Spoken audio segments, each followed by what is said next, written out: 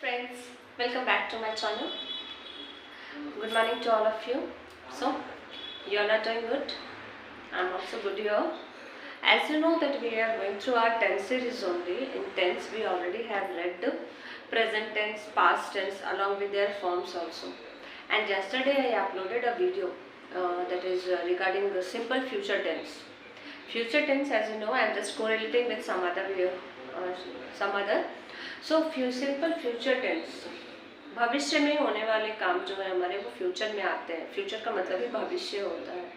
Okay तो future tense में ये सारी चीज़ें थी जो हम लोग पढ़ चुके थे. Afterwards what we have to read कि what we can do means later after simple. As you know कि टेंस में जो होते हैं हमारे कितने टाइप्स होते हैं. पहले तो टेंस के सिर्फ 3 है, प्रेजेंट है, पास्ट है, फ्यूचर है.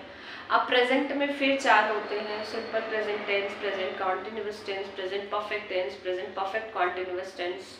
ओके उसके बाद फिर पास्ट टेंस होता है. पास्ट टेंस में सिंपल पास्ट टेंस, सिंपल फिर past continuous tense, past perfect tense, past perfect continuous tense.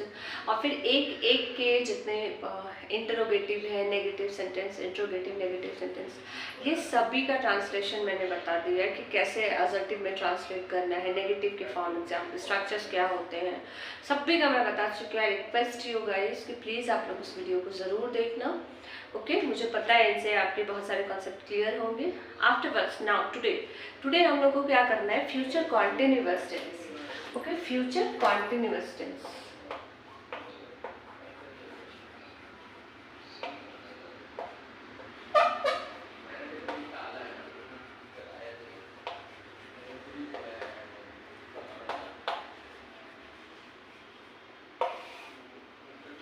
So future continuous tense जिसमें कि हम लोग पढ़ते हैं ना, बहुत सिंपल है ये. क्योंकि ऐसे भी फ्यूचर टेंस में हमें एक तो 3 ही पढ़ना होता है. सिंपल फ्यूचर पढ़ना है, future continuous, future perfect tense.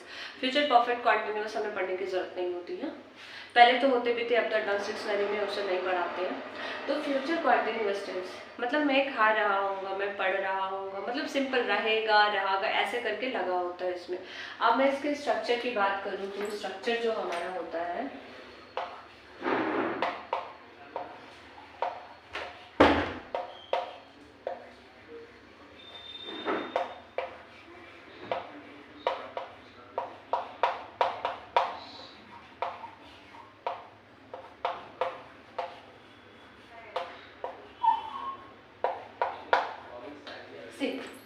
Subject plus will be. Future continuous tense में ना हमारा विल बी जो है वो रहेगा.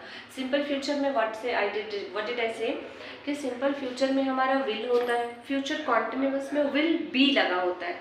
ये बी हमारा लगा रहेगा हमेशा. उसके बाद कॉन्टिन्यूअस है तो आपको पता है V4 इज मैंडेटरी.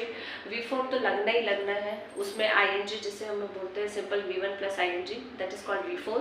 क्योंकि कंटिन्यूटी को वो शो कर रहा है ना, तो उसमें मेरा कॉन्टिन्यूअस टेंस है तो ing मस्ट है. ing लगना ही लगना है. किसी भी टेंस में अगर आप कॉन्टिन्यूअस बना रहे हो तो वो होना ही है.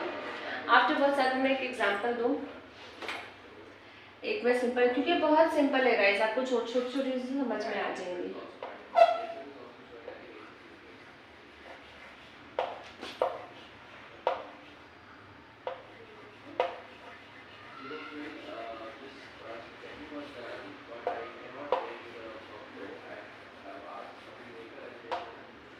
I will be reading book. ये मेरा असर्टिव सेंटेंस है. I will be reading book. मैं किताब पढ़ रही हूँ, मतलब फ्यूचर में पढ़ रही होंगी, आपको पता नहीं है ना, पढ़ रहे होंगे हम. ओके ये असर्टिव हो गया. अब अगर मैं इसको इंटरोगेटिव में चेंज करती हूँ तो इंटरोगेटिव में चेंज करने के लिए क्या करना होगा कि ये, क्योंकि आपको पता है कि जो हमारा ऑक्सिलरी वर्ब होता है, ऑक्सिलरी वर्ब को हमेशा सब्जेक्ट के पहले लिखना होता है. अगर मैं इंटरोगेटिव में इसे ट्रांसलेट करूँ इंट्रोगेटिव में, तो इस विल को उठाना है हमें. विल सब्जेक्ट के पहले लगाना है. Will I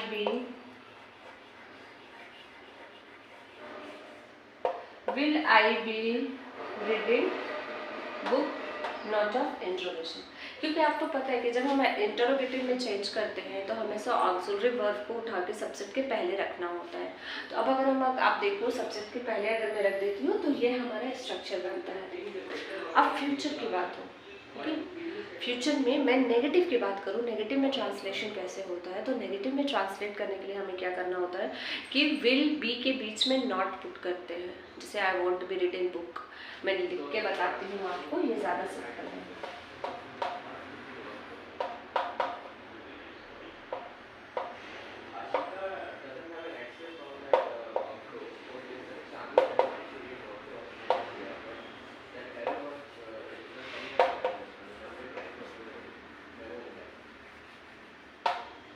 I want to be reading book, इसको इस विल नॉट को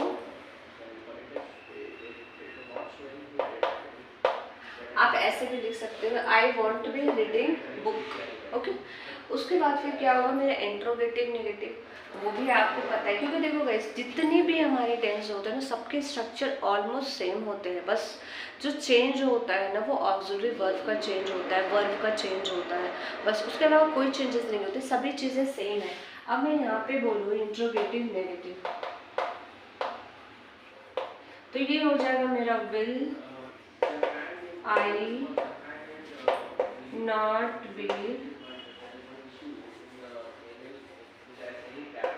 रीडिंग,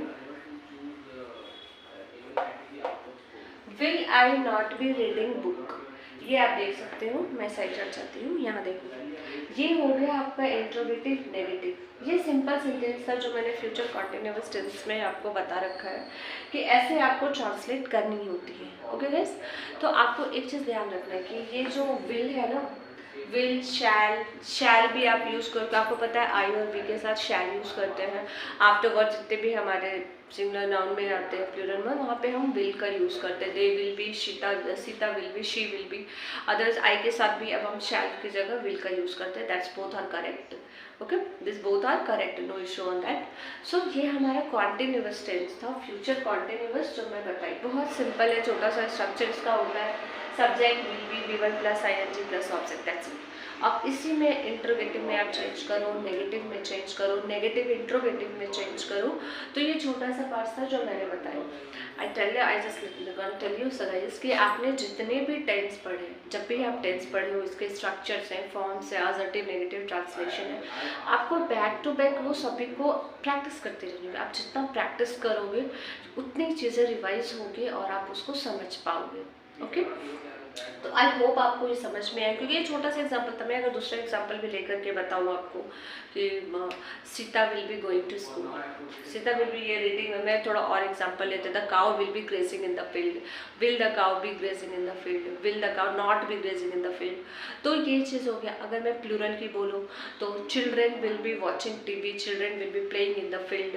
अब उसी को आप नेगेटिव में ट्रांसलेट करो, उसी को इंट्रोगेटिव में ट्रांसलेट करो, तो चीज़ें सिंपल हो जाएंगी। तो आप प्रैक्टिस करो, क्योंकि टेंस जो है ना वो बहुत बेसिक चीज़ है, और लेट मी टेल यू कि टेंस जो है वो बहुत इंपॉर्टेंट है। जितना बेसिक है वो उतना इंपॉर्टेंट भी है। छोटी चीज़ें हमेशा ज़्यादा इंपॉर्टेंट मायने रखती है ना, तो वही चीज़ है, ये बहुत बेसिक है और बहुत इंपॉर्टेंट है, जो आपको हमेशा हेल्प करेगी, हर समय हेल्प करता है वो आपको।